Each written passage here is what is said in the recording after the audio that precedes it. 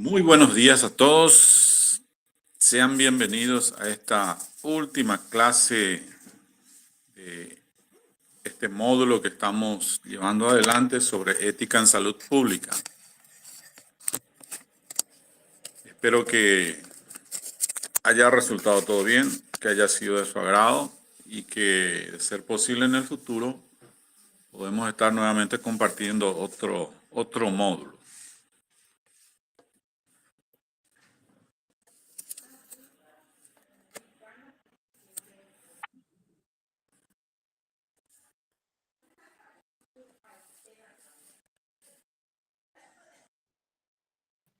Buen día, profesor, ¿cómo estás?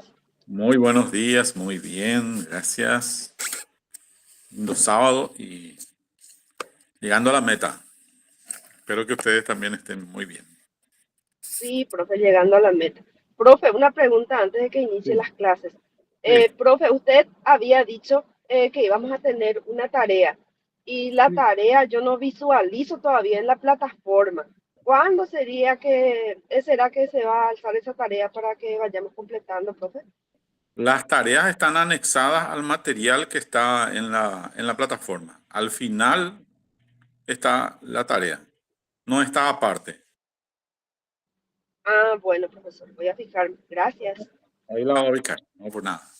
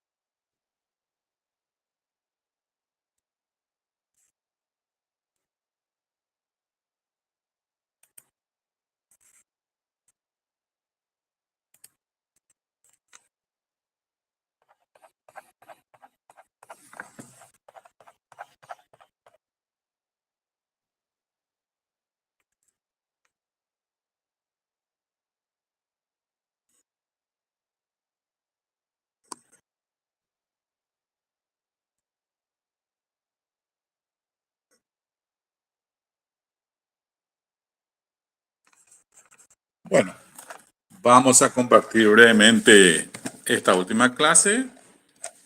La misma hace referencia al tema de legislación sanitaria.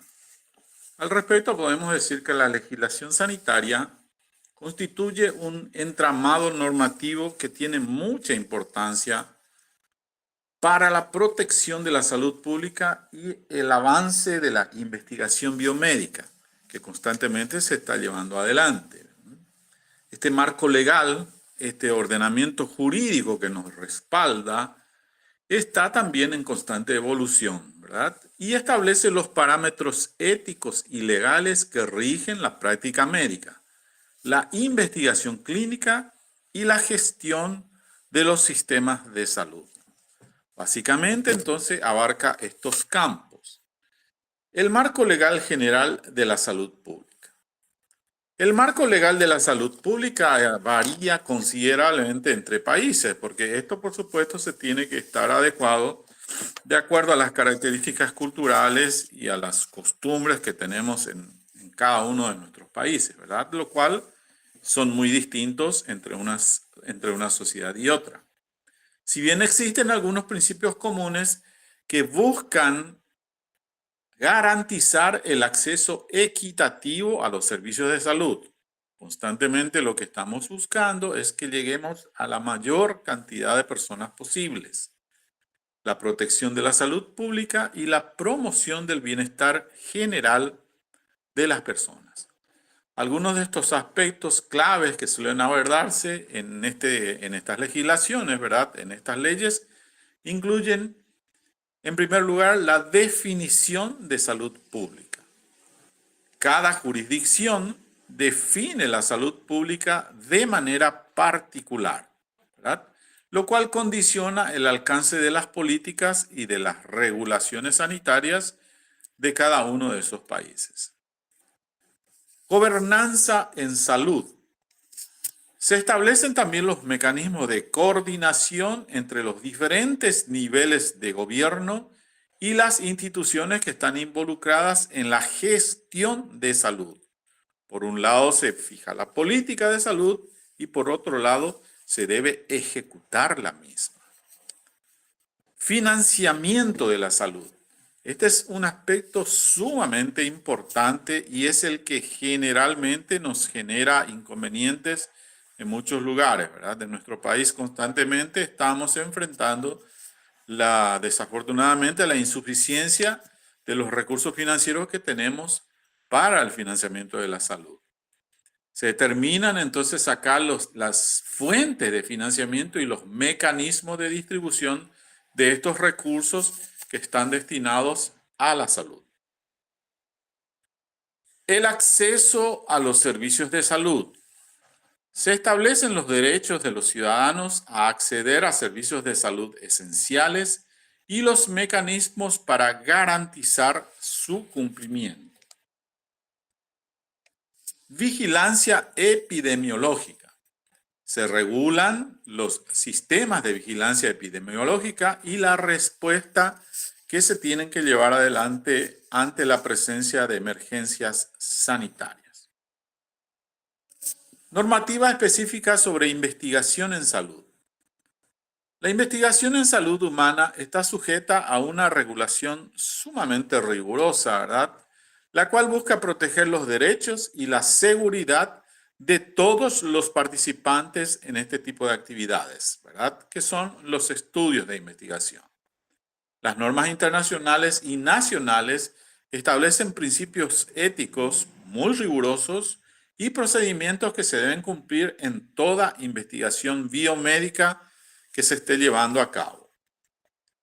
En primer lugar, y no nos cansamos de citar, ¿verdad? Porque es indispensable siempre que se dé el consentimiento informado, ¿verdad? Este es un requisito indispensable para la participación en cualquier tipo de investigación. El consentimiento informado debe ser libre, voluntario, informado y documentado. Es muy importante que lo documentemos para evitar cualquier tipo de inconvenientes en el futuro. Comités de éticas de investigación. Estos comités son responsables de evaluar los protocolos de investigación y garantizar su cumplimiento con las normas éticas y legales que se encuentran vigentes en cada país. Protección de datos personales. La información Profe, un personal. ratito. Sí.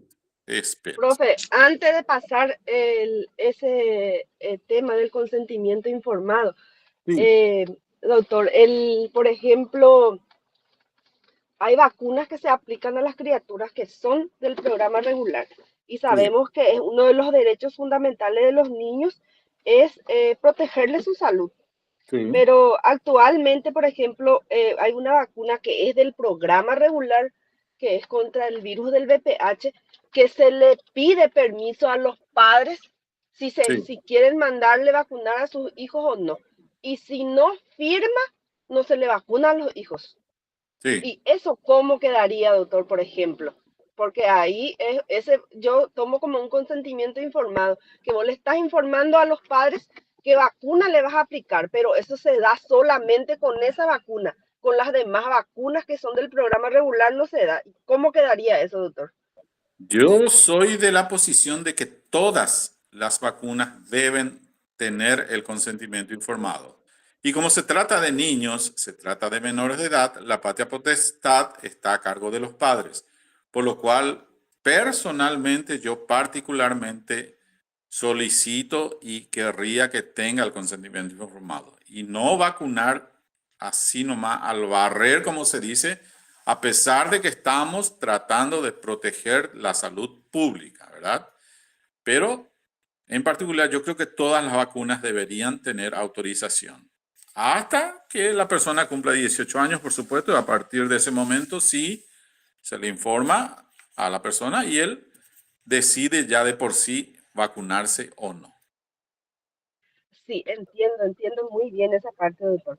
Pero Mm, el Ministerio de Salud, por ejemplo, con las demás vacunas, no le exige a sus profesionales que aplican la vacuna que se haga ese consentimiento informado con las vacunas que son, por decirte, de los menores de 5 años. Pero esta vacuna del mm, VPH, que es contra el virus del papiloma humano, que actualmente se aplica a los varones y a las niñas también, sí sí, se pide un permiso. sí. Y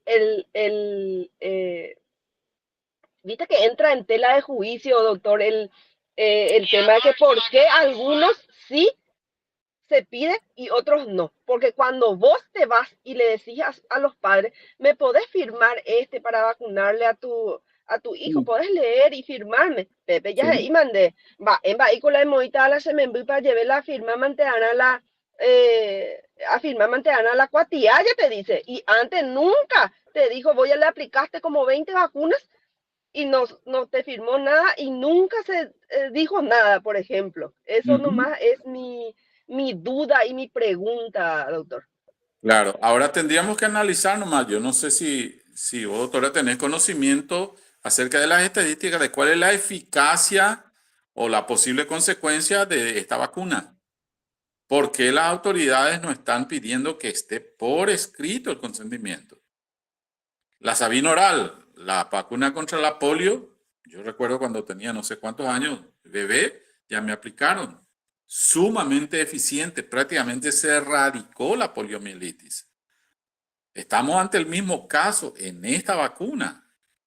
Estamos constantemente discutiendo también cuáles fueron los efectos de la vacuna contra el COVID, ¿verdad? Porque ahora tenemos colegas, amigos, vecinos, 35, 40 años. ¿Qué le pasó? Le dio un infarto. ¿Qué le pasó? Le dio un ACV. Amigos deportistas, amigos jóvenes, etcétera, etcétera. Entonces, las dudas entran. Yo no sé si están bien las estadísticas de esta vacuna, contra la cual personalmente, doctora, yo te manifiesto, yo personalmente no me aplicaría, ni le aplicaría a mi niño. Tengo mis dudas, le tengo miedo, no sé por qué, ¿verdad? Creo que es Así mismo, por doctor. el cáncer de útero, pero hay muchas personas. Me voy nomás al método tradicional, que se controle periódicamente, que se cuide, bla, bla, bla, tomar todas las precauciones posibles, no va a suceder. Lo mismo en el varón. Pero la vacuna, ¿por qué? ¿Por qué los científicos, por qué la autoridad no dice, no, que firme? Porque si el día de mañana hay un problema grave, le va a salir muy caro al Estado ese problema. No olviden que los que trabajamos, ¿verdad? Exactamente. Vienen los juicios de indemnización, porque contra el COVID nos hacían firmar también de que no estábamos, ni una posibilidad no había de demandarle a nadie por las consecuencias de la vacuna. No, ni una posibilidad, porque ya firman, vamos, dije, ya forma cola, pero ya me suela, ya ni vacunas. Sí, Así mismo es, doctor. fue una situación tan especial, ¿verdad? Que fue aminorando el efecto. Yo me puse 3 dosis. Después me dijeron, no, doctor, tenemos desde la 4ª y la 5ª también. Y le dije, de ningún estado va a hacer nada, venga. Si me agarra el COVID, bueno, a buena hora. Ya le tengo miedo justamente por todas esas cuestiones. ¿Cuántas personas fallecieron? Y no sabemos de qué. Una lucha, un deseo personal mío también es que en nuestro país la autopsia sea obligatoria y general para todos. No sé cuánto va a costar eso. Pero en Estados Unidos vos te agarran un infarto en la calle y te llevan a la morgue y te hacen la autopsia. Y el médico forense dice, Reinaldo Velázquez murió de un infarto. ¿Verdad? En nuestro país nosotros pasamos, no sé si a mejor o peor estadio, y termina ahí.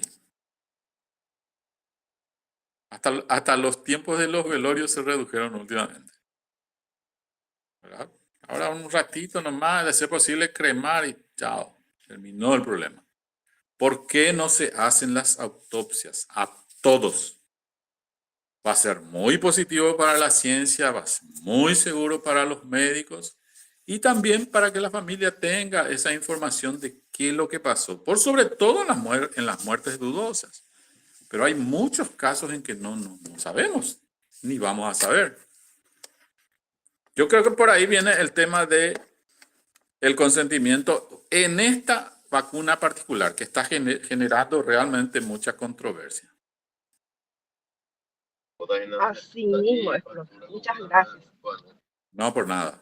Ahora, no tenemos todavía las estadísticas de decir, bueno, nosotros aplicamos 500.000 vacunas en niños hace 15 años y no hubo ni un caso que estábamos buscando prevenir. La vacuna perfecta. Creo que ese tiempo aún no ha transcurrido. Entonces, al no tener la información, el tío Sam o papá Estado se está cubriendo la espalda. De que a mi niño le suceda algo, yo le meta un juicio de indemnización y le cobre 7 millones de dólares, ¿verdad? A pesar de que la vida no tiene precio. Creo que por ahí viene la razón.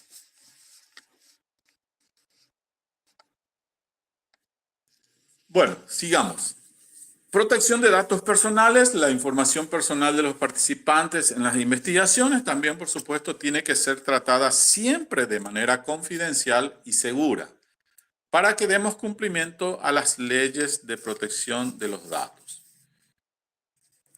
Vulnerabilidad de los participantes.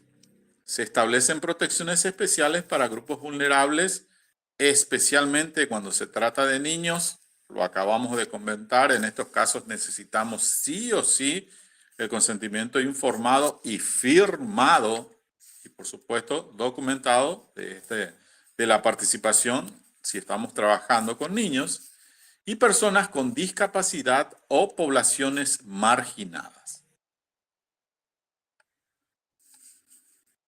Análisis de casos prácticos. El análisis de casos prácticos lo que hace es permitir identificar los desafíos y las oportunidades que plantea la aplicación de la legislación sanitaria en situaciones reales. Algunos ejemplos de casos que se pueden estudiar incluyen las investigaciones en poblaciones vulnerables, los desafíos éticos y legales asociados a la investigación con niños, personas con discapacidad, ¿verdad? o poblaciones marginadas. Por ejemplo, podemos estar trabajando con una población penitenciaria, ¿verdad? Que hasta podemos aprovechar la situación en que se encuentra esa persona, esta privada de su libertad, ¿verdad? Con ciertos incentivos, es muy probable que logremos la participación de muchas personas, sin que estos analicen un posible riesgo que estén corriendo de ser, al someterse a ciertas investigaciones. Cosa que, por supuesto, hoy en día se minimiza al máximo porque normalmente se trabaja antes con animales o ciertos organismos similares al hombre para finalmente aplicar lo que se está investigando o la técnica en el ser humano. Conflicto de interés en la investigación. La influencia de la industria farmacéutica, un gran monstruo presente en nuestras vidas, ¿verdad? No fueron,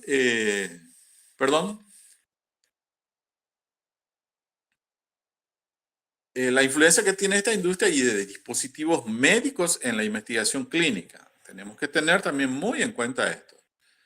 Violaciones del consentimiento informado.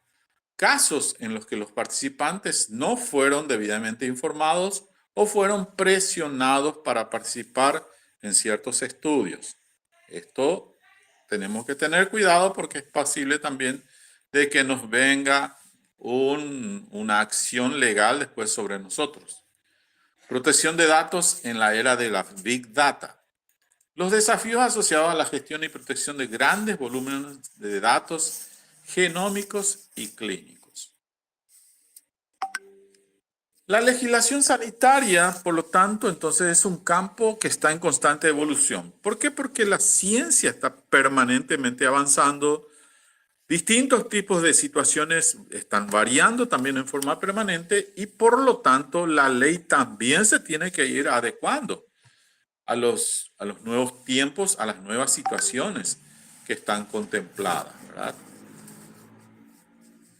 Por lo tanto, es fundamental que los profesionales de la salud, los investigadores, los tomadores de decisiones estén al tanto de las últimas tendencias y desarrollos en este ámbito. Tenemos que actualizarnos todos los que estamos involucrados en este tipo de actividad. El análisis crítico, de la legislación sanitaria nos permite identificar las fortalezas y también evaluar las debilidades de los marcos legales existentes de manera que podamos proponer mejoras para garantizar la protección de la salud pública y el avance de la investigación biomédica. Tenemos que analizar entonces constantemente la legislación vigente e ir corrigiendo las muchas fallas o lagunas que tenga la misma ley. Responsabilidad profesional y legal en la práctica de la salud pública. Este es un tema que tenemos que tener siempre muy en cuenta. La responsabilidad profesional en salud pública, constituye un pilar fundamental que garantiza la calidad y la seguridad de las intervenciones sanitarias. Los profesionales que están en este ámbito al ejercer sus funciones asumen una serie de obligaciones legales y éticas que los obligan a conducirse con diligencia, con prudencia y conforme a los estándares establecidos. Afortunadamente tenemos establecido un marco legal, tenemos establecidas las condiciones que debemos observar, por lo tanto, siempre tenemos que tener buen conocimiento de todo este marco para evitarnos cualquier tipo de inconveniente en el desempeño de las funciones que estamos llevando adelante, especialmente para todos aquellos que están trabajando en salud pública. Marco conceptual de la responsabilidad profesional. La responsabilidad profesional en salud pública se sustenta en varios principios. En primer lugar, tenemos la obligación de cuidado. Los profesionales de salud pública deben actuar siempre con el debido cuidado y diligencia en el desempeño de sus funciones. En realidad, esto lo hacemos tanto en el ámbito público como en el ámbito privado, ¿verdad? Es una práctica obligatoria, común y ética también que tienen todos los profesionales de la salud, para lo cual se adoptan las medidas necesarias para prevenir daños a la salud de la población, ¿verdad? Pues nosotros permanentemente estamos tratando de solucionar un problema de salud y no de agravarlo al mismo, sea ámbito público o privado. Respeto a los derechos humanos. Derechos humanos muy en boga hoy en día, ¿verdad? Se deben respetar siempre los derechos fundamentales que tienen las personas, como el derecho a la salud, el derecho a la privacidad, la autonomía y la no discriminación, ¿verdad? Acá podemos citar en el caso de la vacuna que estábamos analizando, ¿verdad? El derecho a la autonomía que tienen las personas. Sí acepto, no acepto, ¿verdad? Porque ciertos padres dudan, ¿verdad? Es justamente por eso. Entonces, yo pienso también que al obligarnos las autoridades sanitarias a que obtengamos un consentimiento informado, ¿verdad? Por escrito en este caso, nos deberían dar también las razones por las cuales nosotros estamos solicitando dicho consentimiento. Sería muy bueno. Aplicación de conocimientos. Están obligados o estamos obligados a utilizar los conocimientos científicos y técnicos que están disponibles para que podamos tomar decisiones basadas en la evidencia y garantizar la efectividad de estas intervenciones. Es por esto que constantemente nos estamos capacitando.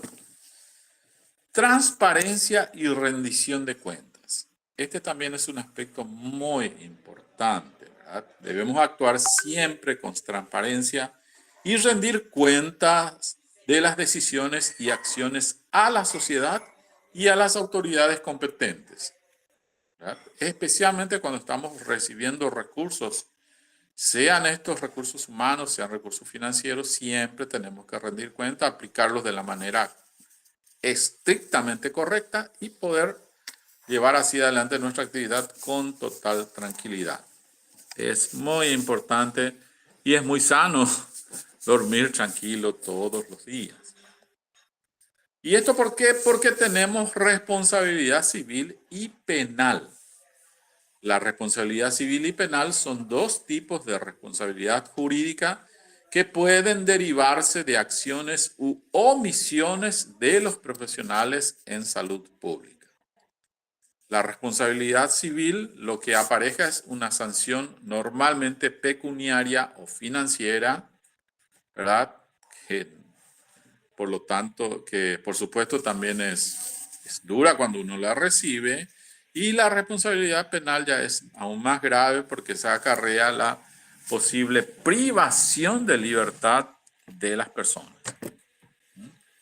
Entonces, por supuesto, tenemos que tener cuidado siempre en esto, ¿verdad? Por eso se dice la responsabilidad civil lo que busca es la obligación de reparar el daño causado a terceros a consecuencia de una acción negligente, imprudente o culposa.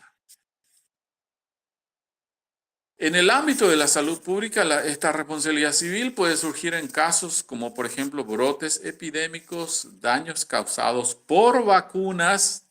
Ahí viene, tenemos ahí una respuesta, ¿verdad? O errores en la gestión de riesgos. Acá hay responsabilidad civil. Y la responsabilidad penal ya se refiere a la comisión de un delito. Este conlleva la imposición de una pena. La responsabilidad civil tiene una sanción. La responsabilidad penal tiene una pena.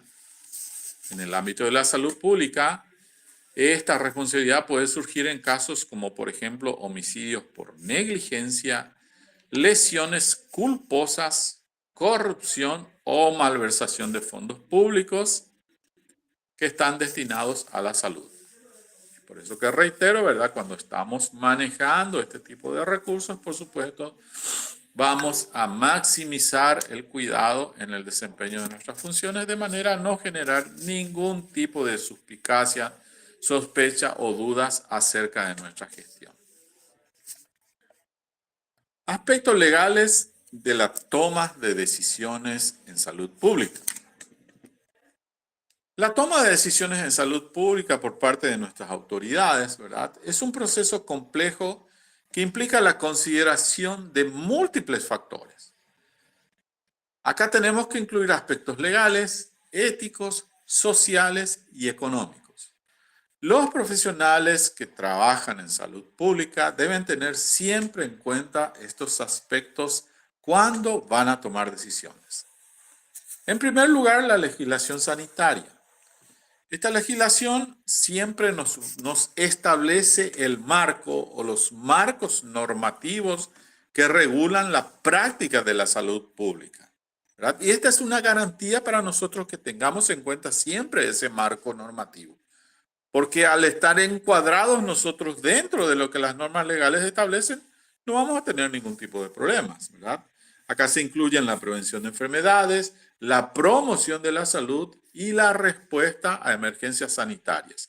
Todos estos tipos de situaciones hoy en día, gracias a Dios, están bien reguladas, están regladas. Derechos humanos. Las decisiones en salud pública deben respetar los derechos humanos de las personas, incluyendo, por supuesto, el derecho a la salud, que es un derecho fundamental, a la privacidad y a la no discriminación. Protección de datos personales. La información personal de las personas debe ser tratada de manera confidencial y segura. En todos los casos. Yo diría que esto no tiene excepción, ¿verdad? O sea, cuando generalmente debemos salir de este marco es cuando estamos en la presencia de una enfermedad infectocontagiosa, ¿verdad?, que pueda afectar a toda la población. Entonces, en estos casos sí debemos comunicar a las autoridades sanitarias la situación de nuestro paciente. Pero siempre tenemos que tratarla de manera confidencial y segura, cumpliendo justamente las leyes de protección de datos. Reitero, con la excepción que esta situación amerita. El consentimiento informado, en muchos casos necesitamos obtener este consentimiento, ¿verdad?, de las personas antes de implementar intervenciones en salud pública. Acabamos de dar el ejemplo y analizar el caso de la vacuna. Justicia social. Las decisiones en salud pública deben tener en cuenta las desigualdades sociales y buscar promover la equidad en el acceso a los servicios de salud. Este es un aspecto sumamente importante en lo cual en forma permanente pienso que todos los gobiernos deben trabajar para mejorar y para multiplicar la eficiencia en salud pública. En nuestro país y en los países llamados en vías de desarrollo, este problema es grave realmente, ¿verdad? No sé, para mí es tan triste pensar que una criatura pueda morir de una diarrea en los tiempos en que vivimos. Y en cambio existen zonas, existen poblaciones que están en situación muy desprotegida en cuanto a la salud, ¿verdad? No tienen dónde recurrir. Y pequeños problemas de salud tienen las peores consecuencias en las mismas. Entonces hay que ir corrigiendo eso y buscar todos los mecanismos posibles para garantizar la buena salud de la población. En este sentido, entonces, la responsabilidad profesional y salud que tenemos en salud pública es un tema de gran relevancia en el contexto actual. Todos los profesionales que están en este ámbito deben estar al tanto de las obligaciones que les incumben y actuar siempre de manera ética y responsable para garantizar la protección de la salud de la población. Conflictos de interés en salud pública. Los conflictos de interés en salud pública constituyen una problemática muy compleja que compromete la integridad científica, la toma de decisiones basadas en la evidencia y la confianza pública en las instituciones sanitarias. La presencia de intereses secundarios, ya sean financieros, académicos o personales pueden influir en el juicio profesional, generando sesgos y distorsionando los resultados de la investigación y las políticas públicas.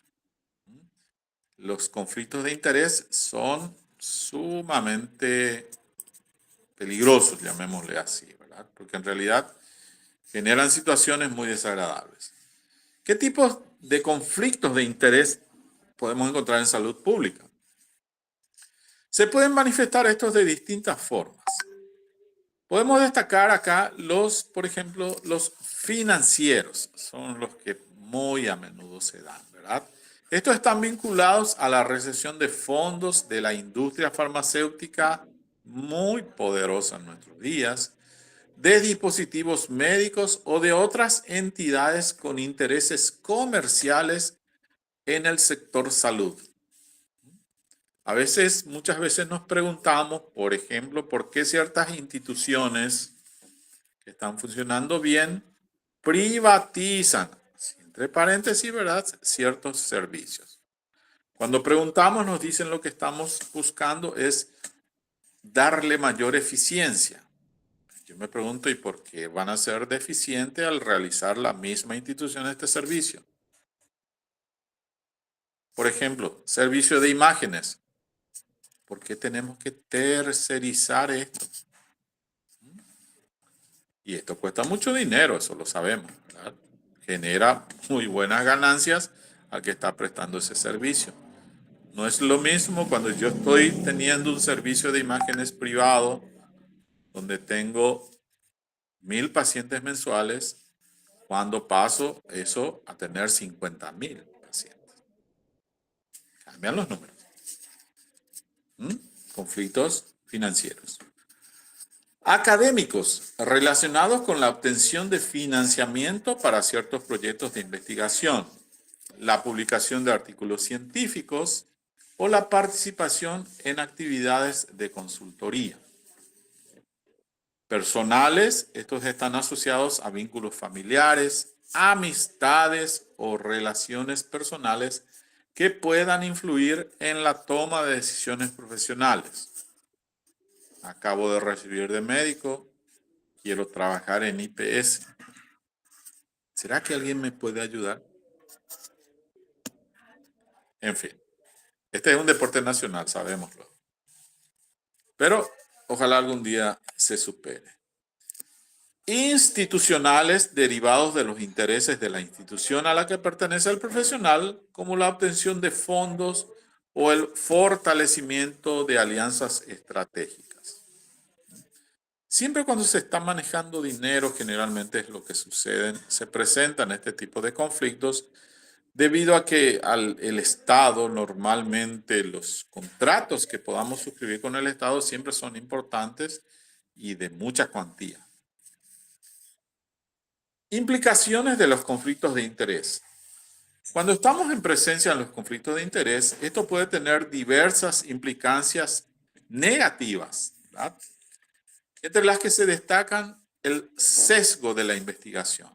Los conflictos de interés pueden conducir a la selección de resultados, la omisión de ciertos datos que sean adversos que encontramos durante nuestra investigación o la exageración de los beneficios de un producto o intervención.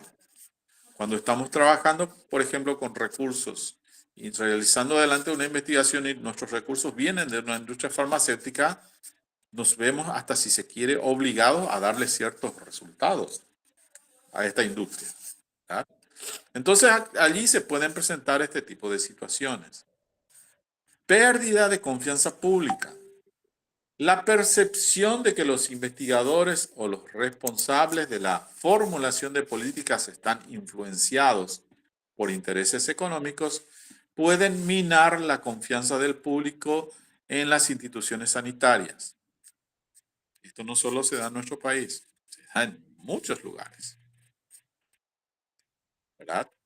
Confiamos totalmente en nuestras autoridades. Es un poquito complicado. Decisiones subóptimas. Esto quiere decir que no tomamos las mejores decisiones. Estos conflictos de interés pueden llevar a que adoptemos decisiones que no son del mejor interés para la salud pública. Violación de principios éticos. La presencia de conflictos de interés puede contravenir los principios éticos fundamentales de la investigación y la práctica clínica, como la integridad, la objetividad y la beneficencia. Segundito, por favor.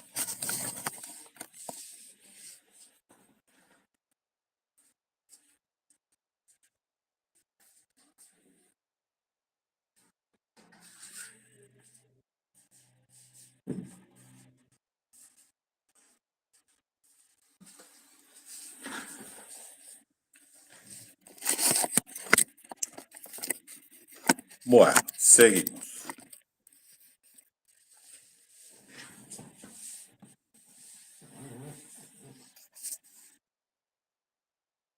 Ahora, cuando nos encontramos en este tipo de situaciones, también, por supuesto, tenemos ciertas estrategias para poder mitigar los conflictos de interés.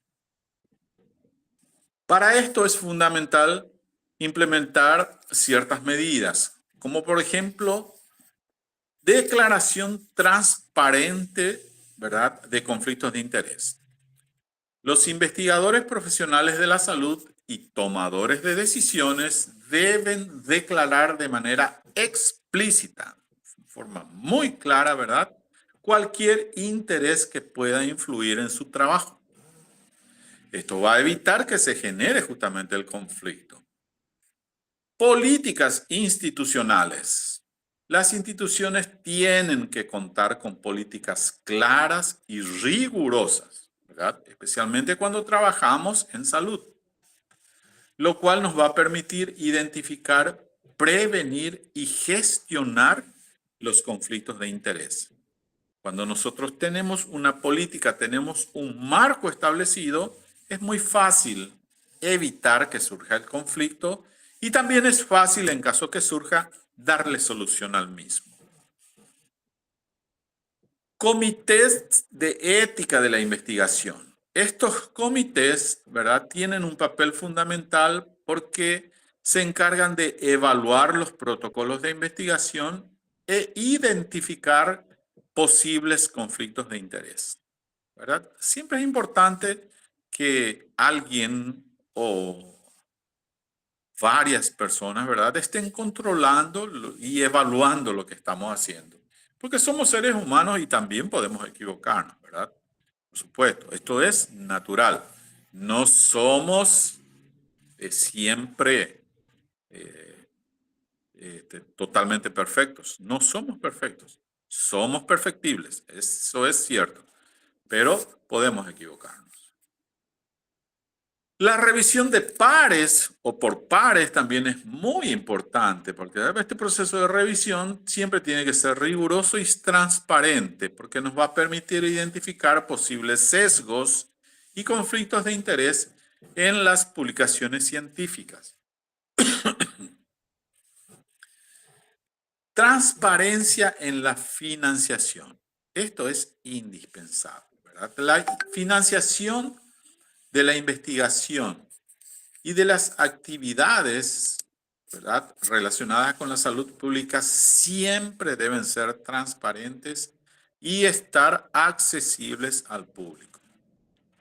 Hoy en día, a través de los programas de transparencia presentes en todas las instituciones, podemos acceder a cualquier tipo de información que nosotros necesitemos o sintamos la necesidad de conocer. Cualquiera.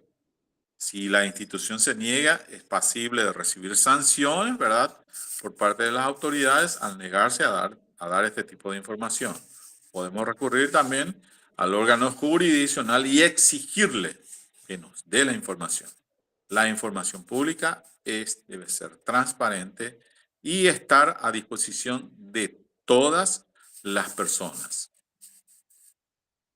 Los conflictos de interés, entonces, representan una amenaza significativa para la integridad de la investigación y la toma de decisiones en salud pública.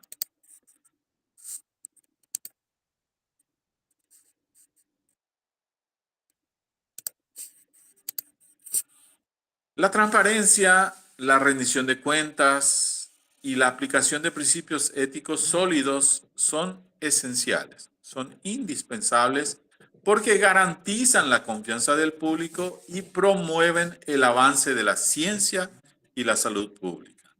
Aquella persona que actúa con total transparencia, el funcionario público que constantemente no solo está llevando adelante los trabajos que le corresponden, sino que a la vez está demostrando en forma clara y transparente cómo lo está haciendo, con qué lo está haciendo, dónde se están invirtiendo los fondos que se ponen a su disposición, no va a tener problemas, pero jamás, jamás. Siempre va a vivir bien y muy satisfecho consigo mismo por el trabajo eficiente y transparente que está llevando adelante.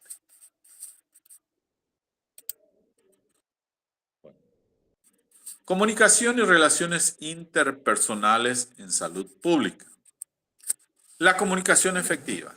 Este es un aspecto muy importante, ¿verdad? Porque constituye un pilar fundamental en el ejercicio de la salud pública, lo cual trasciende la mera transmisión de información, porque implica la construcción de relaciones interpersonales sólidas, ¿verdad? Basadas en la confianza, en el respeto y la empatía, que favorece la adherencia a los tratamientos, la satisfacción del usuario y la mejora de los resultados en salud. Dimensiones claves de la comunicación en salud pública. La primera que vamos a citar, la cual considero prácticamente la más importante, es la relación médico-paciente. La comunicación efectiva en esta diada es esencial para establecer un vínculo de confianza, ¿verdad? Comprender las necesidades del paciente y facilitar la toma de decisiones compartidas. Por supuesto, necesitamos también, en este caso, siempre la total sinceridad, ¿verdad? Por parte de nuestro paciente. Si el paciente no nos da la información que estamos necesitando, pues tampoco podemos darle la mejor solución al problema que está afrontando. Interacción entre profesionales. Otro aspecto muy importante. La comunicación fluida, respetuosa, considerada entre colegas, ¿verdad? Que son los profesionales de la salud, garantizan la continuidad de la atención, la coordinación de los cuidados y la optimización de los recursos. Hoy en día es muy difícil trabajar en forma solitaria, ¿verdad? Especialmente cuando estamos trabajando, por ejemplo, en un hospital público. Tenemos que trabajar en equipo. Esto es indispensable y esto es lo que nos va a llevar siempre a que podamos obtener los mejores resultados para nuestros pacientes. Comunicación con la comunidad. La comunicación con la comunidad también es vital porque esto nos permite promover estilos de vida saludables, ¿verdad? Más vale prevenir que curar, dice un principio, ¿verdad? Es muy importante esto, que permanentemente estemos informando sobre riesgos y también fomentando la participación ciudadana en la toma de decisiones en salud. Habilidades de comunicación esenciales. Para una comunicación efectiva en salud pública es fundamental que tengamos que desarrollar ciertas habilidades. Por ejemplo, la escucha activa. Siempre tenemos que demostrar un interés genuino en el interlocutor, ¿verdad? No estar así, no escucharle porque sí, nomás, mirar a otro lado, no sé, distraerse. No, tenemos que demostrarle un interés genuino, evitar interrupciones, prestar atención tanto al contenido verbal como no verbal del mensaje. Muchas veces el lenguaje corporal es muy importante también. Debemos prestarle atención y también desarrollar la capacidad de interpretarlo. Empatía.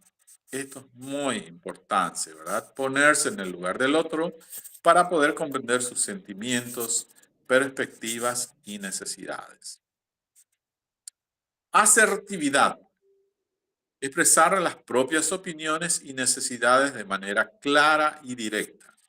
Sin ser, nunca hay que ser agresivo ni tampoco pasivo. No hay que demostrarle a la persona, al paciente, ¿verdad?, cierta agresividad o cierta impaciencia en la atención. Muchas veces, y esto lo voy a expresar con todo respeto, ¿verdad?, queridas doctoras, queridos doctores, ¿verdad? En el ámbito público, personalmente muchas veces sentí o siento cierto tipo de diferenciación en la atención al paciente.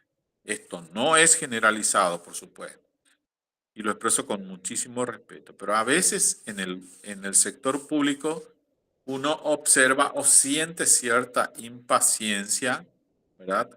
O no tanta eficiencia por parte del profesional. Cuando uno va al consultorio privado, ¿verdad?, es increíble la atención que recibe. Entonces, me pregunto, ¿por qué somos diferentes?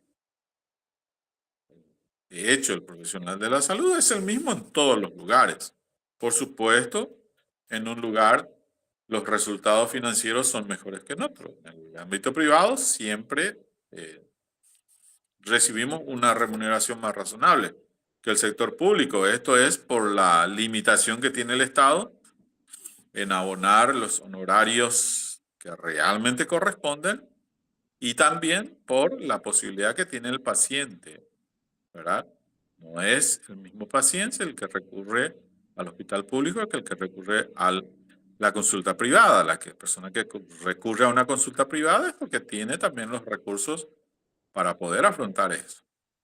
Pero, repito, la eficiencia, el cariño, el profesionalismo del médico siempre tiene que ser el mismo, no importa el lugar ni la circunstancia en la cual se encuentra.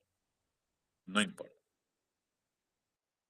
Claridad y concisión. Siempre utilizar un lenguaje claro y sencillo, evitando tecnicismos innecesarios, para lo cual siempre hay que tener en cuenta, ¿verdad?, la capacidad de entendimiento y comprensión que tiene nuestro paciente. Si le explican con términos totalmente científicos, no va a entender nada. A no ser que se trate, por supuesto, de un paciente, por ejemplo, un colega que sí maneja. En este caso, por supuesto, sí, le podemos hablar de igual, como a un igual, pero a la población sencilla, humilde, a ese campesino que solamente habla guaraní, pues tenemos que perfeccionar nuestro guaraní, ¿verdad? Tenemos que y explicarle en guaraní, en el lenguaje y de la manera en que esta persona entienda y comprenda lo que tiene que hacer. Adaptabilidad, ajustar el estilo de comunicación, es lo que estamos expresando, ¿verdad?, a las características y necesidades que tiene cada interlocutor. A menudo nos encontramos, personalmente, por ejemplo, yo trabajo en el ámbito jurídico, soy abogado, ustedes lo saben, ¿verdad? Pero muchas veces estamos en un juicio penal, por ejemplo, y tuve ya esta experiencia, tenemos jueces o damas que están ejerciendo la magistratura que no hablan guaraní. Y el juzgador, ¿verdad?, el magistrado necesita muchas veces realizarle preguntas o pedirle aclaraciones a la persona que está siendo juzgada. Y al no manejar el idioma se suscita un problema muy serio, ¿verdad? Le pregunta en español, ¿verdad?, a la persona y la persona no le entiende nada. Mucho menos le va a poder explicar lo que está queriendo saber. Entonces es muy importante, ¿verdad?, adaptarnos a las características y necesidades del interlocutor. Si le estamos juzgando a una persona, por ejemplo, si Yo, pues, por supuesto, no manejo todos los idiomas, pero si le estoy juzgando a un coreano que no habla nada de español, pues tengo que tener disponible un traductor, ¿verdad? Matriculado de confianza que me esté traduciendo lo que esta persona está, está sintiendo o me está queriendo transmitir. Lo mismo en el caso de los médicos. Si tienen un paciente que no habla nuestro idioma, pues tenemos que recurrir a un traductor para que nos explique y poder darle la solución adecuada a su problema. Ética en la comunicación en salud pública. También otros elementos, otros principios incluyen, por ejemplo, la veracidad. Siempre debemos proporcionar información precisa y completa, ¿verdad? Evitando ocultar ciertos datos relevantes. Confidencialidad, resguardar la privacidad de los pacientes, esto es algo que siempre debemos hacer, y tratar su información de manera confidencial. Autonomía, respetar el derecho de los pacientes a que tome decisiones informadas sobre su salud. Señor, mire, señora, usted esto tiene que hacer, ¿verdad? Esto le va a ocasionar ciertas molestias, ciertos inconvenientes, etcétera, etcétera, ¿verdad? Darle toda la información que necesita y él, por supuesto, va a tomar la decisión de llevar adelante o no llevar adelante ese tratamiento. Si decide no hacerlo, por supuesto, también tenemos que explicarle y decirle las consecuencias que eso va a tener. No asumir ni generar responsabilidad para nosotros mismos por no haberle dado toda la información al paciente. Justicia, garantizar el acceso equitativo a la información y a los servicios de salud. Acá un poco ya entra el papel del Estado, ¿verdad? El Estado tiene que encargarse de facilitarle y proporcionarle el acceso a la salud a todas las personas.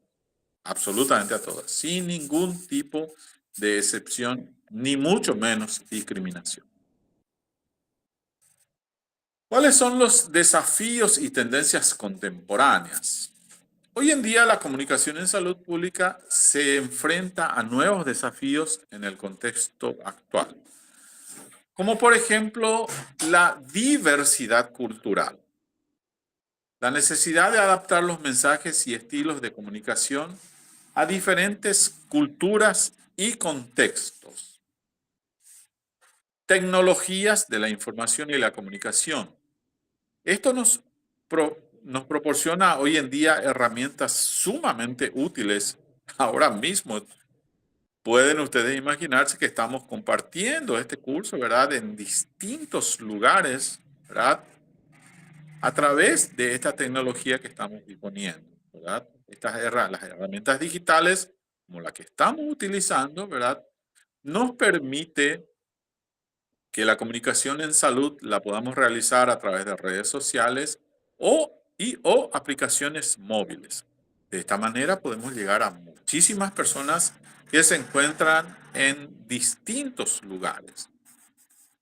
La gestión de crisis, la importancia de la comunicación efectiva durante las emergencias sanitarias para informar a la población, nos permite también coordinar las acciones de respuesta. La comunicación efectiva, entonces, es una herramienta indispensable que nos permite mejorar la calidad de la atención en salud. Fortalece la relación entre profesionales y usuarios del sistema sanitario y promueve la salud pública.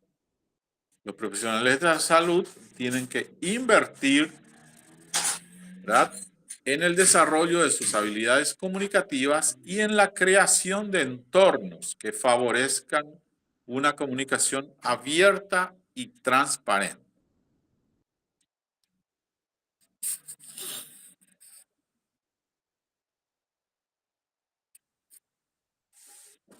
Bueno, investigación biomédica y ética. La investigación biomédica, un marco ético riguroso. La investigación biomédica, motor impulsor de los avances en salud, se encuentra sujeta a un riguroso marco ético que garantiza la protección de los derechos y el bienestar de las personas. Esto es lo que generalmente se está persiguiendo, ¿verdad? La Declaración de Helsinki, por ejemplo, es elaborada por la Asociación Médica Mundial, constituye un documento de referencia internacional que establecen los principios éticos fundamentales para la investigación con seres humanos. Estos principios, ¿verdad?, se centran en tres primordiales. En primer lugar, el respeto a las personas. Los participantes en investigaciones deben ser tratados como sujetos autónomos, capaces de tomar decisiones informadas. Esto implica el respeto a su dignidad, privacidad y confidencialidad. Cada uno de estos elementos ya lo hemos analizado. Beneficencia. Los riesgos asociados a la investigación deben ser mínimos para poder llevar adelante el trabajo con seres humanos, ¿verdad? Y estar justificados por los potenciales beneficios para la salud de los participantes o de la sociedad en general. El principio de beneficencia exige un balance entre los riesgos y los beneficios. ¿Vale la pena asumir este riesgo? Pues depende del beneficio que vamos a conseguir. Cuando el beneficio, por supuesto, es enorme, es importante, vale la pena los riesgos. Justicia. Los beneficios y los riesgos de la investigación deben distribuirse de manera equitativa entre los diferentes grupos de población, evitando la explotación de grupos vulnerables. Esto siempre se debe evitar. Diseño ético de estudios clínicos. El diseño ético de un estudio clínico implica una planificación meticulosa que debe abarcar los siguientes aspectos. En primer lugar, una justificación científica sólida. La investigación tiene que estar basada en conocimientos científicos previos y tener un objetivo claro y relevante, ¿verdad? Selección equitativa de participantes. Los participantes tienen que ser seleccionados de manera aleatoria y justa, evitando cualquier tipo de discriminación. Consentimiento informado. Es imprescindible obtener el consentimiento informado de cada participante y estos tenemos que documentarlo también en forma debida. Este consentimiento, ya hemos dicho, debe ser siempre libre, voluntario y basado en una información clara y comprensible sobre los riesgos y beneficios del estudio. No olvidemos que estamos trabajando con seres humanos, ¿verdad? Protección de datos, la información personal, por supuesto, de los participantes siempre tiene que ser confidencial y segura, cumpliendo las normativas de protección de datos. La revisión ética institucional, todos los protocolos de investigación tienen que estar sometidos a evaluación y aprobación del Comité de Ética de la investigación.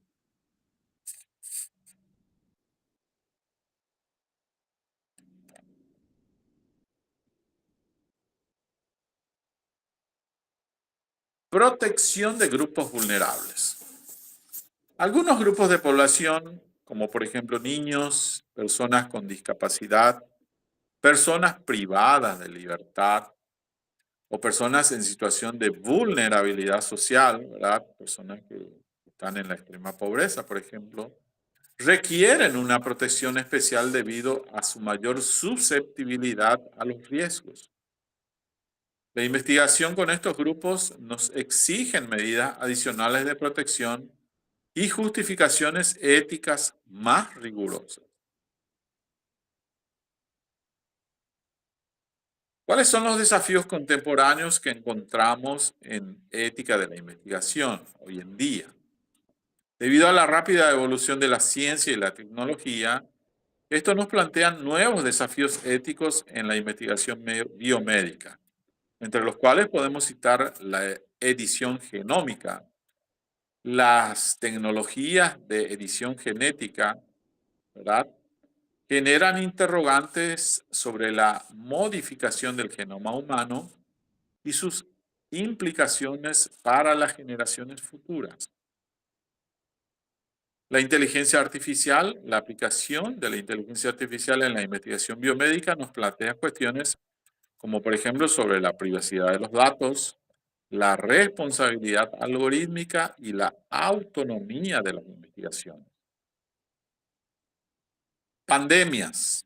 Las investigaciones durante pandemias exigen una rápida respuesta. Recientemente la vivimos, lo cual puede generar tensiones entre la necesidad de obtener resultados rápidos y la protección de los derechos de los participantes. La ética, entonces, en la investigación biomédica es un campo que está en constante evolución. Los profesionales de salud, los investigadores, los comités de éticas tienen que trabajar siempre de manera conjunta, lo cual va a permitir garantizar que la investigación se realice de manera responsable y ética, respetando los derechos de los participantes, promoviendo el bienestar de la sociedad y garantizando también la seguridad de los investigadores, ¿verdad? ¿Cuál es el marco ético de las políticas públicas en salud? La toma de decisiones en salud pública se encuentra permeada por una serie de principios éticos fundamentales. Podemos mencionar entre estos algunos entre los que se destacan: maximizar los beneficios para la salud de la población, priorizando intervenciones que reduzcan la morbilidad y la mortalidad. Minimizar los daños potenciales asociados a las intervenciones en salud, tanto a nivel individual como colectivo. Garantizar una distribución equitativa de los recursos y oportunidades en salud, con especial atención a los grupos más vulnerables.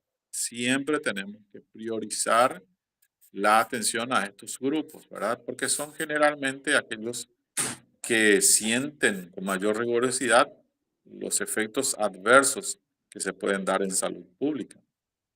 Respetar el derecho de las personas a tomar decisiones informadas sobre su propia salud, siempre y cuando éstas no pongan en riesgo la salud de otros.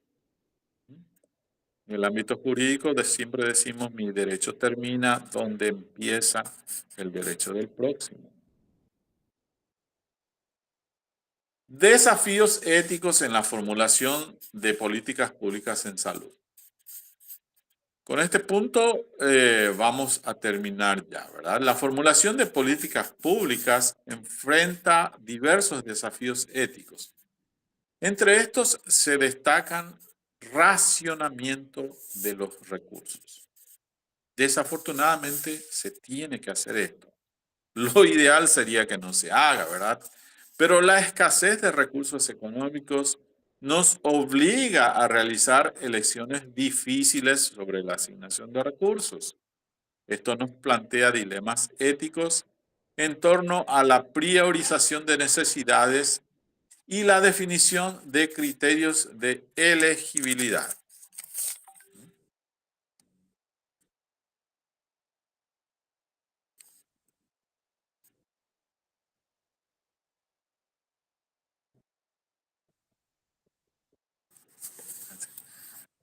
Conflictos de intereses.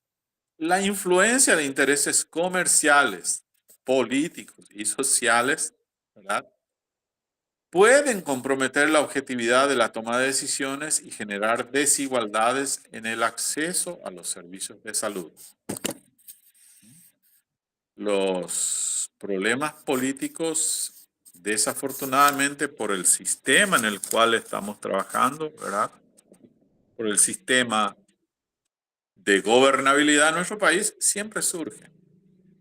Bueno, tenemos que tratar de administrarlos y darle la mejor solución posible. Equilibrio entre los derechos individuales y el bien común. En ocasiones, las medidas de salud pública pueden llegar a limitar ciertos derechos individuales en aras de proteger la salud de la población. Recientemente tuvimos que restringir el derecho al tránsito, por ejemplo, de las personas. Nos tuvimos que encerrar porque el COVID se nos venía encima y los efectos eran impredecibles, ¿verdad? Incertidumbre científica, la toma de decisiones en salud pública a menudo se realizan en condiciones de incertidumbre, lo cual exige una evaluación cuidadosa de los riesgos y beneficios potenciales de diferentes opciones que tengamos a mano y de las cuales hay que elegir algunas. Ética de salud pública en situaciones de emergencia. Las emergencias sanitarias, por ejemplo la pandemia, ¿verdad?, o desastres naturales, ponen a prueba siempre los sistemas de salud y plantean desafíos éticos particulares. Cuando estamos en presencia de estas situaciones, la toma de decisiones tiene que ser rápida y flexible. Pero, de ser posible, no debemos comprometer principios éticos fundamentales. Algunos de los dilemas éticos más comunes en situaciones de emergencia son, por ejemplo, el racionamiento de recursos críticos, la necesidad de establecer criterios claros y transparentes para la asignación de recursos limitados, como camas, ¿verdad?, de hospital o ventiladores. Tuvimos graves problemas. Desafortunadamente, cuando la necesidad, la disponibilidad de estos recursos es limitada, pues tenemos que seleccionar a quienes vamos a darle esta posibilidad. Es inevitable. El triaje, la clasificación de los pacientes según su gravedad y la probabilidad de supervivencia, nos permite optimizar la utilización de los recursos. Por lo tanto, es indispensable. Tenemos que hacer el triaje, tenemos que clasificar a nuestros pacientes. Obligaciones de solidaridad, la importancia de la cooperación y la solidaridad entre los miembros de la comunidad para enfrentar las crisis. Todos los que tengamos conocimientos, recursos, la posibilidad de ayudar, debemos hacerlo. Tenemos que unirnos todos para enfrentar este tipo de situación. La ética, entonces, en salud pública es un campo que está... es un campo de estudio en constante evolución, nos exige una reflexión crítica y un diálogo interdisciplinario.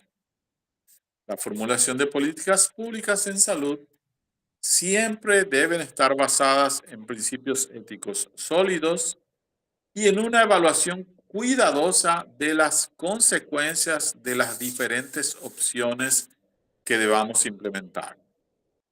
La promoción de la equidad, la justicia y el bienestar de toda la población siempre deben ser el objetivo principal de las políticas públicas en salud.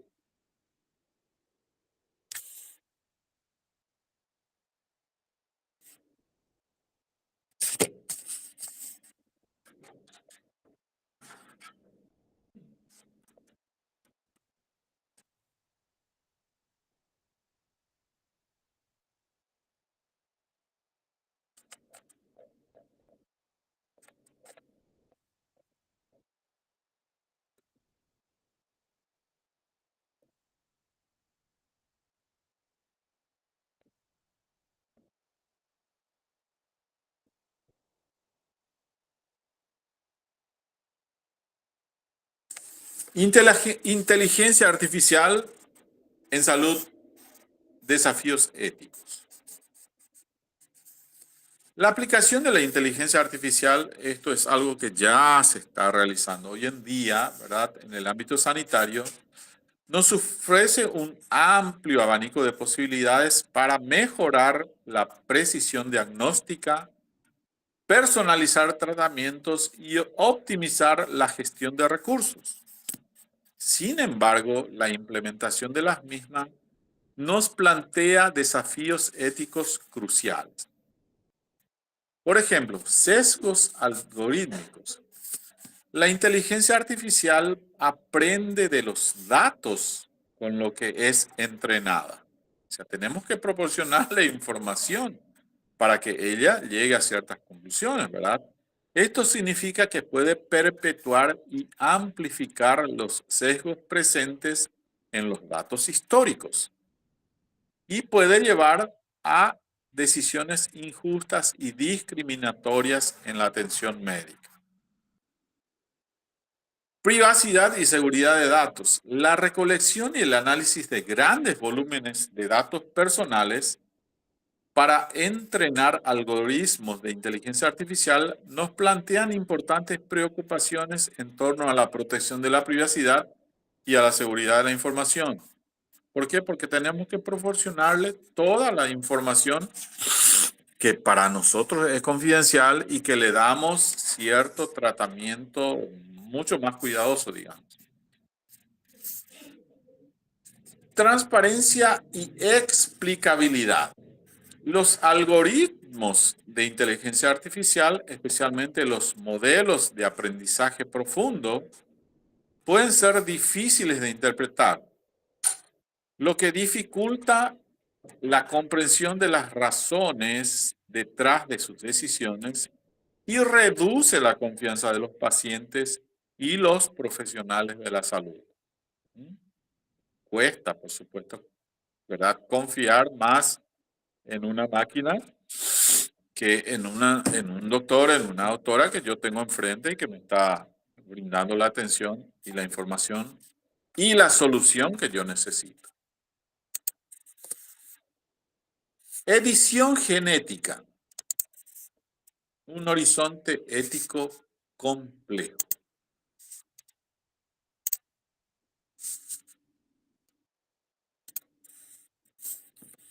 La edición genética con herramientas, algunas, ¿verdad?, que se están usando, han abierto nuevas vías para el tratamiento de enfermedades genéticas. No obstante, la tecnología plantea dilemas éticos que son sumamente complejos. Por ejemplo, la modificación del genoma de las células germinales podrían tener consecuencias impredecibles para las generaciones futuras y nos plantean cuestiones sobre, por ejemplo, la eugenesia y la selección embrionaria. Esto es sumamente complejo en realidad. Justicia distributiva. El acceso a estas tecnologías podría estar limitado a ciertos grupos sociales, ¿verdad?, lo cual aumentaría la desigualdad en salud y podrían generar una nueva forma de eugenesia negativa. Riesgos y beneficios. Los riesgos a largo plazo de la edición genética aún no se conocen completamente. Por lo tanto, es necesario evaluar cuidadosamente los potenciales beneficios frente a los riesgos antes de la aplicación clínica. Es un terreno bastante fangoso ahora. Privacidad y seguridad de los datos en salud digital. La creciente digitalización que tenemos hoy en día de la salud nos genera una cantidad de datos personales sensibles que plantean importantes desafíos en materia de privacidad y seguridad. Estamos dejando de lado el uso del papel y estamos utilizando casi en forma generalizada estas herramientas digitales. La ciberseguridad. Los sistemas de información en salud son vulnerables a ataques cibernéticos que pueden comprometer la integridad de los datos de los pacientes y poner en riesgo su seguridad. ¿Qué hacemos? Se perdió totalmente nuestro archivo. De un paciente que le estamos atendiendo hace 30 años. Va a ser muy difícil que todo esté en nuestra cabeza, ¿verdad? Entonces, se plantea esto, tenemos que tener también ciertos elementos de respaldo de manera que no se nos pierdan todos esos datos. El consentimiento informado es fundamental siempre obtenerlo ¿verdad?, por parte de los pacientes antes de recolectar y utilizar sus datos para fines de investigación o para desarrollar nuevas tecnologías. Si es que vamos a utilizar estos datos, tenemos que informarle a nuestros pacientes que van a ser destinados a esto. Y la protección de los mismos. La legislación tiene que adaptarse para garantizar la protección de los datos de salud y establecer mecanismos de control y supervisión adecuados. Estos son los problemas que tenemos. Ahora, ¿cuáles son las recomendaciones? Las éticas en el desarrollo y la aplicación de las nuevas tecnologías, ¿verdad?, es un imperativo moral, y para garantizar que estas tecnologías se utilicen de manera responsable y beneficiosa para la sociedad, es necesario establecer marcos regulatorios sólidos. Los gobiernos tienen que desarrollar marcos regulatorios claros y flexibles que permitan la innovación tecnológica al tiempo de proteger los derechos de los pacientes. Tenemos que conciliar estas dos columnas tan importantes. Promover la investigación ética.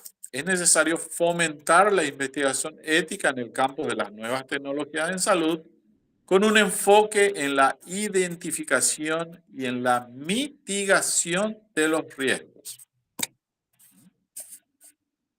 Fomentar el diálogo multidisciplinario. Acá tenemos que reunirnos todos. Trabajo en equipo le llamamos hoy en día. El diálogo entre científicos, profesionales de la salud, filósofos, juristas y representantes de la sociedad civil es fundamental para abordar los desafíos éticos que nos plantean la aplicación de nuevas tecnologías.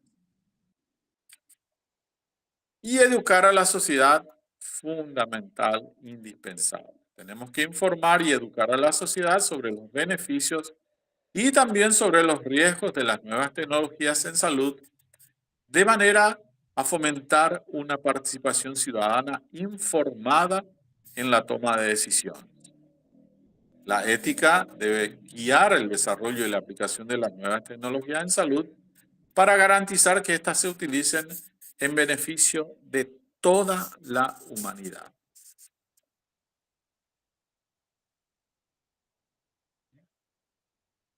Con esto, entonces, ¿cuáles son los desafíos y las perspectivas futuras?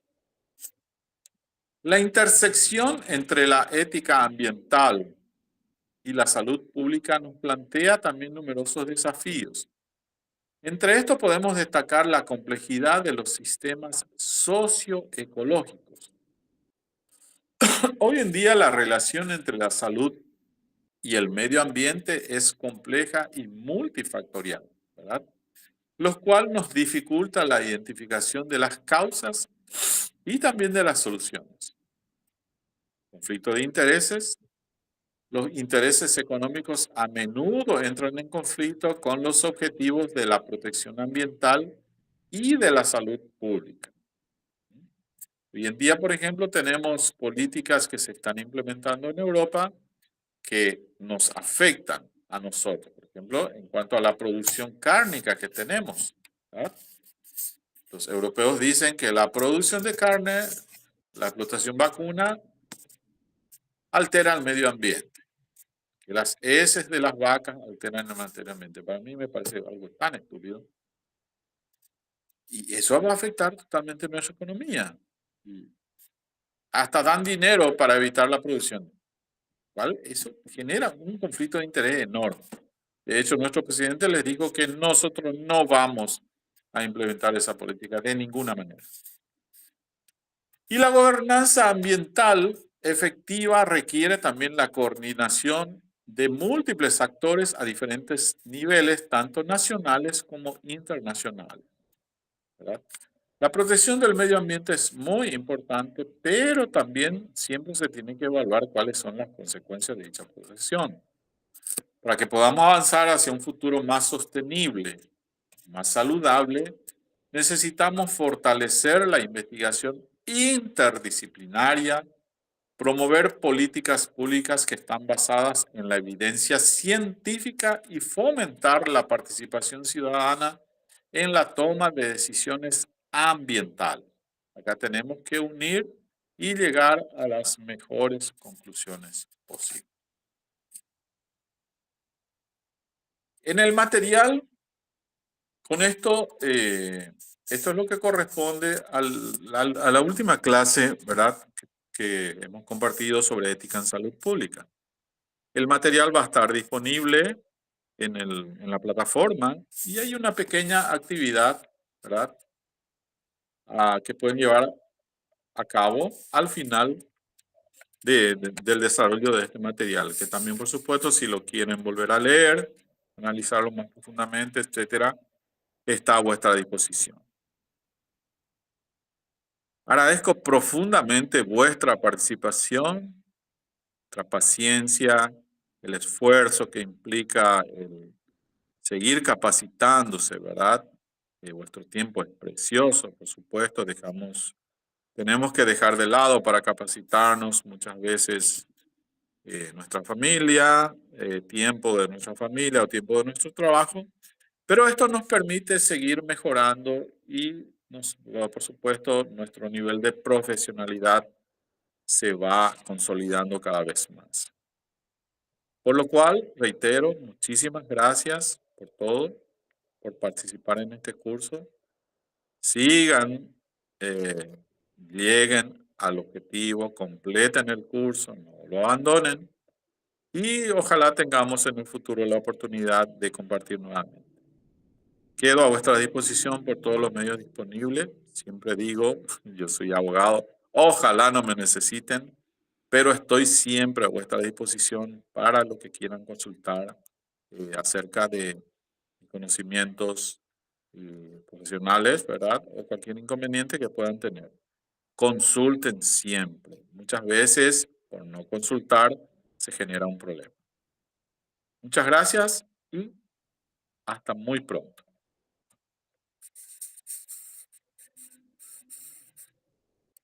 Muchas gracias, profe. Excelente. Gracias, gracias. Muchas gracias, profesor. Tenga usted buen día. Igualmente, muy lindo fin de semana para todos.